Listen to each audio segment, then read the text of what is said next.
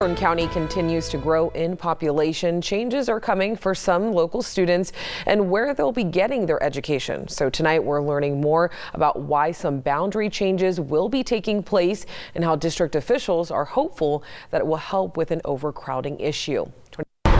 Some parents have been very outspoken in the past about how they're not happy with these future boundary changes. That's because students from surrounding schools may have to leave theirs to attend this new one being built behind me.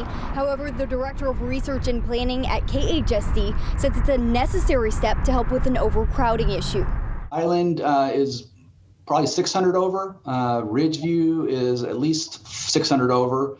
Golden Valley is extremely elevated in terms of their numbers. Miramonte as well, and Arvin also is very high. These are just some of the schools within the current high school district that are dealing with overcrowding, which Roger Sanchez, the KHSD director of research and planning, describes as problematic.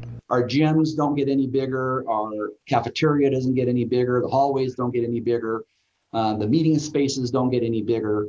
And then it's just like anything, you know, when you have more crowded, you end up having more discipline issues. But come next year, Sanchez is hoping that the new Del Oro High School will help relieve some of those issues. The boundary change will move students in the 9th and 10th grade at those impacted schools. It occurs over a 3-year period.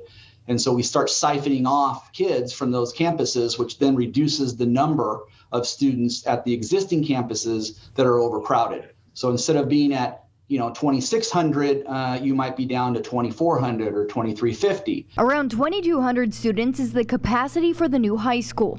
But as for which students will be relocating, that remains a question. As Sanchez says, they're still in the planning process, where a committee meets every week to discuss potential boundary changes. So we're basing our decisions on, practical empirical data that shows exactly, how many bodies we have and what we're projecting to have in the future. Sanchez says when they first started, his team focused on the southeast area while Del Oro is being built. Obviously, Miramonte, South, Golden Valley, Arvin to an extent, those were the schools that was the reason why that school was placed in that location. However, through the process, it was discovered overcrowding extended beyond that region. As Sanchez hopes some relief is coming for those other impacted schools. You got to look at East, you're going to have to look at Foothill, you're going to have to look at BHS, you have to look at South, all the schools that are kind of within that range.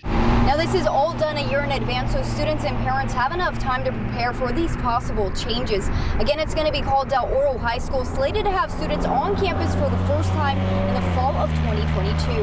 In Bakersfield, I'm Kylie Walker, 23ABC, connecting you.